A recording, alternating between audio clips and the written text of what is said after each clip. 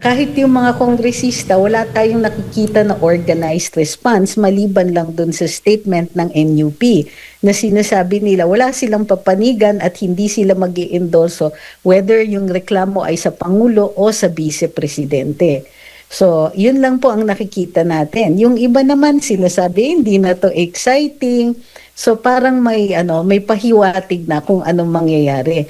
Parang hindi na nga parang nawawala na sila ng gana doon sa impeachment ni Vice. Ang tingin ko diyan is nakatingin sila sa future. So hindi pwedeng masyadong how do you call this, umariba doon sa ating Vice Presidente, lalong-lalo na kalalabas pa lang ng mga surveys at nakikita na way ahead ang ating Vice Presidente. Ang Pangulo naman ay lame duck. So, hindi ibig sabihin nun na kailangan pa siyang i-impeach. Kumbaga, since it's late in his term, 2 years to go, would it be worth it pa ba na mag-file ng impeachment sa kanya? Yun ang malamang iniisip ng ating mga kongresista. Kung kaya't ang tingin ko dyan ay parehong hindi yan uusad. Posibleng magkaroon ng isang damakmak na hearings sa Committee on Justice to determine form and substance, pero yan po ay magagamit bilang plataforma para sa publicity for 2028. Yun ang nakikita kong value sa paghain ng ganitong klaseng reklamo.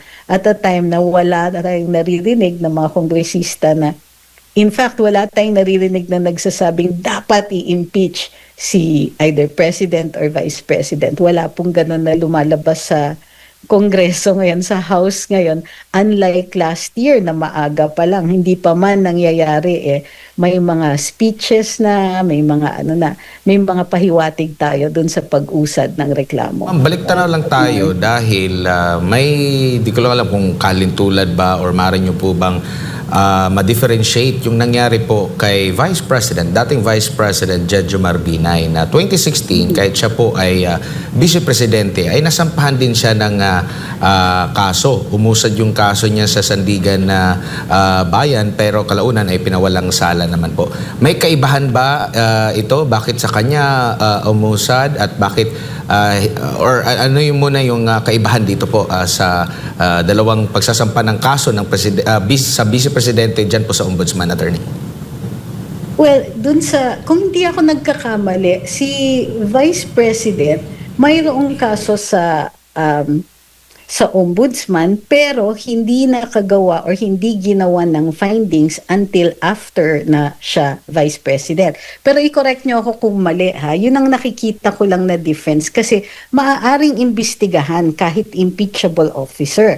Hindi lang pwedeng umusad yung kaso. So kunwari, nagkokolekta ng ebidensya ang mga law enforcers against an impeachable official, hindi naman po illegal yan. Ang ma-frustrate lang sila pag isinumiti na sila para ilitigate yung kanilang nakuhang ebidensya, hindi po yan isusulong. So in this case, magkakaroon nga yan ng issue. In the case of Vice President Jojo Binay, hindi kasi umabot dun sa punto na ma-question nila yung pag-iimbestiga sa kanya na umabot sa Korte Suprema, hindi yata na idala sa Korte Suprema na kailangan unahin yung impeachment bago yung kanyang pagkakaso sa kriminal. So timing would also have everything to do with it. Or it's also possible na hindi lang talaga na i-claim ni Vice Presidente yung issue na ito. It would have been ripe kung dinala yan sa Korte Suprema para i-decide once and for all. Ang Vice Presidente ba ay yung pinakakawawang opisyal kasi impeachable na nga pero walang immunity at makakasuhan ng makakasuhan. So that would have been an interesting development sa ating accountability for public officers na batas. Opo. Maaari din ba na magdepende? Kasi doon sa unang pahayag, kasi yun nga rin yung depensa ni VP Binay during that time na impeachable officer siya, hindi siya pwede dito sa ombudsman. Pero meron nabanggit ang ombudsman din dati na ang pinagbasehan kasi dito, yung kanya daw na-commit na pagkakasala ay noong hindi pa siya Vice President. So, maaari bang pagbatayan din yan? Kasi itong kay VP Sara, sinasabi, during sa kanyang tenure as Vice President, as Education Secretary, compared doon sa kay VP Binay na sinasabi na ito naman ay ginawa mo nung hindi ka pa Vice President. Attorney, magdedepende rin ba dyan yung pag-usad ng kaso dyan sa Ombudsman? Well, doon sa desisyon ng Korte Suprema sa kaso ni VP Inday sa impeachment niya last year, ang sabi hindi maaaring i-bring up in an impeachment case ang acts that were committed bago siya naging impeachable officer. So, kung yung mga acts ay nilalagay nila doon sa time na mayor siya, sa time na hindi pa siya vice-presidente, hindi yun katanggap-tanggap in an impeachment proceeding. Ngayon, pagdating naman sa ombudsman, currently kasi vice-presidente siya. So it might still be an issue kahit yung mga acts ay committed bago siya naging vice-presidente. So the same argument could still hold. Pero tulad nga ng sinabi ko, ultimately Korte Suprema ang magde-decide kung ito ay papasok dun sa sa pagiging magra-ripen into a case ito, kung maaaring maging criminal na kaso itong mga final dahil nga impeachable officer si VP Inday.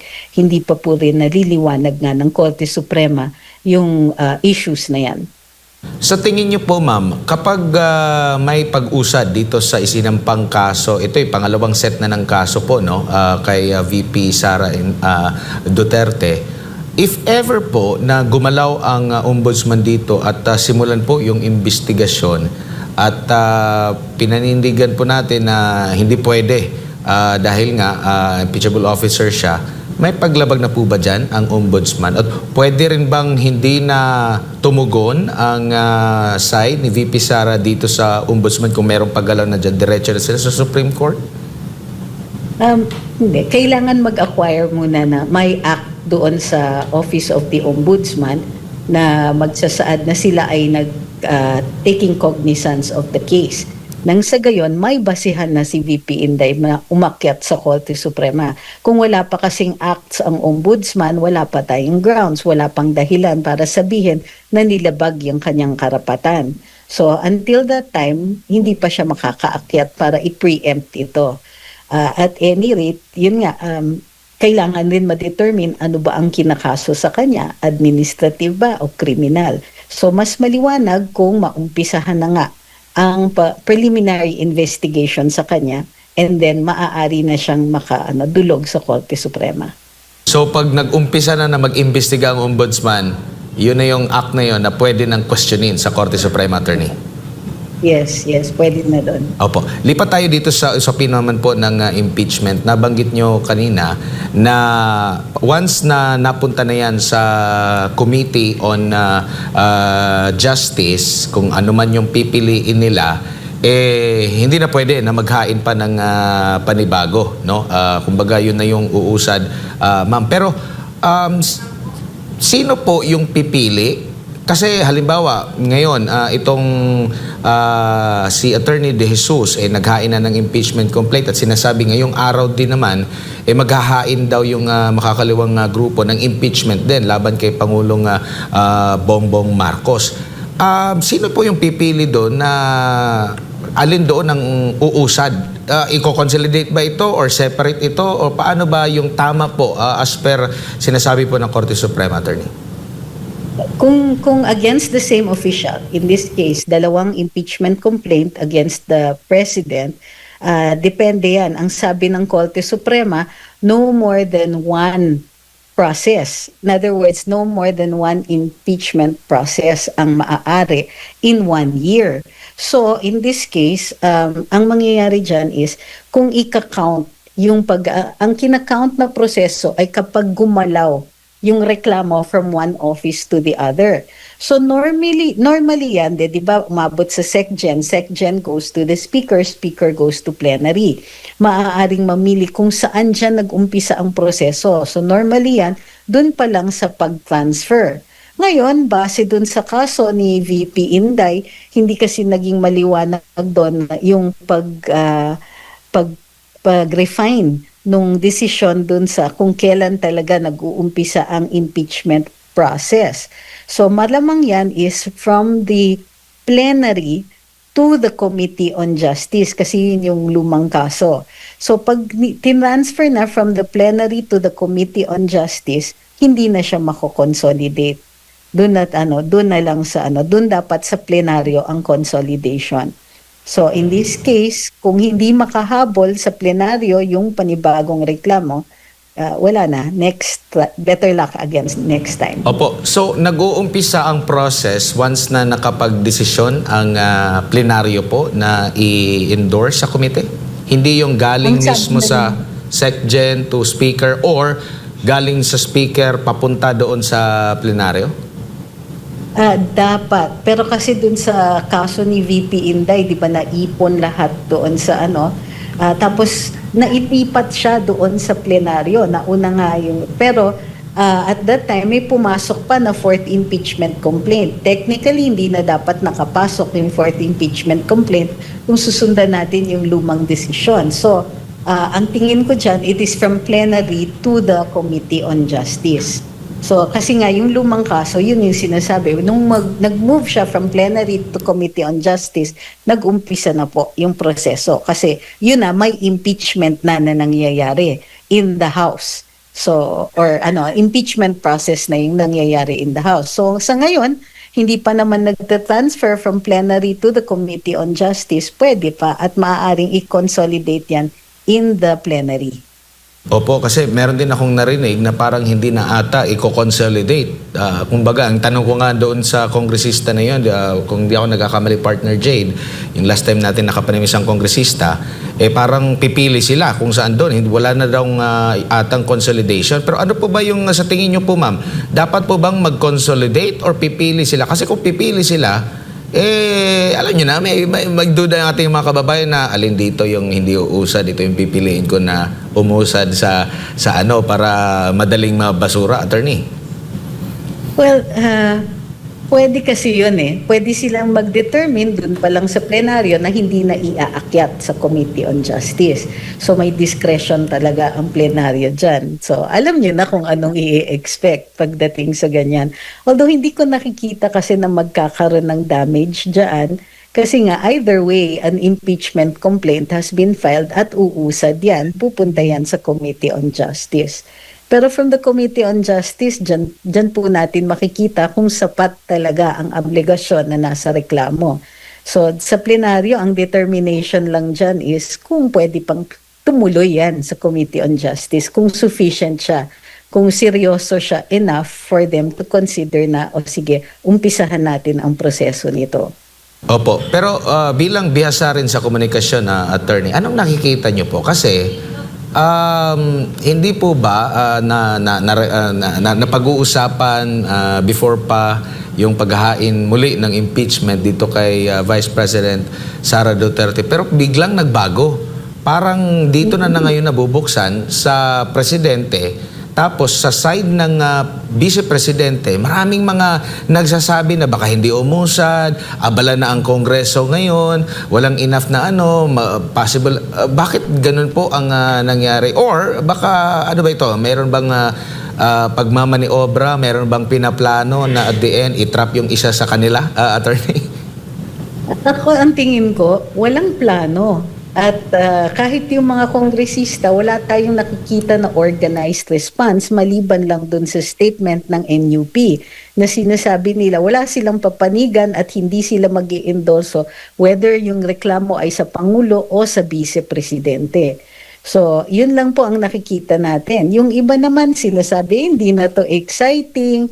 So, parang may pahiwatig na kung anong mangyayari. Parang hindi na nga parang nawawala na sila ng gana doon sa sa impeachment ni Vice. Ang tingin ko diyan is nakatingin sila sa future. So hindi pwedeng masyadong how do you call this, umariba doon sa ating Vice Presidente, lalong-lalo na kalalabas pa lang ng mga surveys at nakikita na way ahead ang ating Vice Presidente.